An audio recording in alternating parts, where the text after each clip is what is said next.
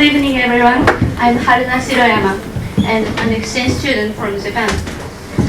I've already been here for almost half a year and have made many friends with those who are from Taiwan or from the other countries. And many of them are older than me, and some are older by more than 10 years. Many of you may not think it is very strange, but for Japanese people, it is uncommon to be friends with those who are older than you, even if the difference is only 1 year.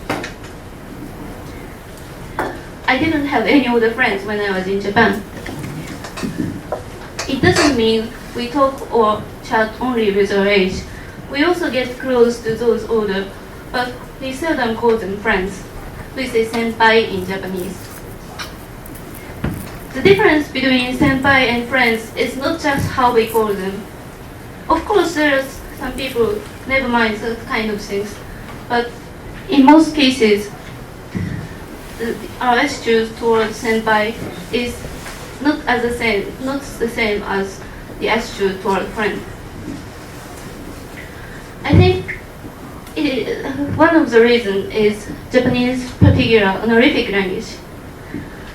Honorific language is used to imply or express respect to the others. Of course, in English, there are some polite ways of saying, like, could you please, or may I? And also in Chinese, you may say "ting" before the verb, or use "ning" as a meaning of you instead of "ni." But Japanese one's a little bit different and more complicated. It is called Keigo in Japanese. Rules of Keigo are very strict. I've met many Taiwanese who are studying Japanese language, and most of them say the most difficult part is Keigo. Even for Japanese people, it is not easy to use Keigo accurately. But the most different thing from English or Chinese is that we use them regularly in our daily life. To those who are older than you, you have to use Keigo. To those who you met as the first time, or to those who outranks you, to your senpai, to your teacher, to your customer, to your boss, you have to use different Keigo depending on the situation or on the person you are speaking to. So, Japanese always use Keigo, except when they talk with their friends or family. When they are talking, they have to include some elements in addition to the content. Some people say, we don't need Keigo and must eliminate it, because it is difficult, troublesome, and the conversation speed must become slow because we can't just say the content. But most important reason is that this language form will prevent people from talking with each other on the basis of equality and from talking their opinions or thoughts. Some may doubt it, but this kind of things actually happen. Usually, Japanese people aren't accustomed to stating their opinions in public or to the elder. There is a coach of the soccer team, and he thought it is because of Keigo why the team members didn't give him any opinions, so he prohibited it.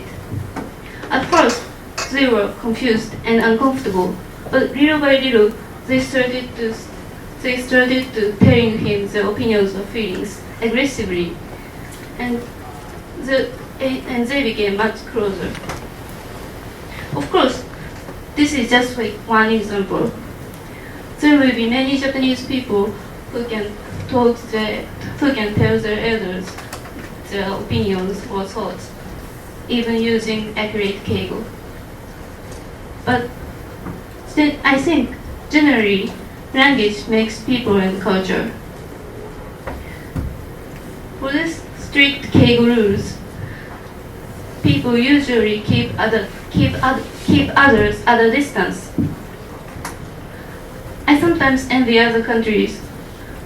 This Japanese Keigo culture may be a little sad or ridiculous one, But even these disadvantages, I still think we need Keigo. Why are Japanese people known and praised for their politeness? Why are Japanese good at group work, including individual work, is not very good? They don't like arguing, put importance on harmony. They know how to show their respect to the others. Again, language makes people and culture. This Japanese Keigo may sound a little scary or lonely, but it plays a very important role for Japanese to be Japanese. So, what we need to do now is not forgetting respects to this culture and learning more from the other countries. This is the end of my speech. I hope you got a little interest in Japan. Thank you.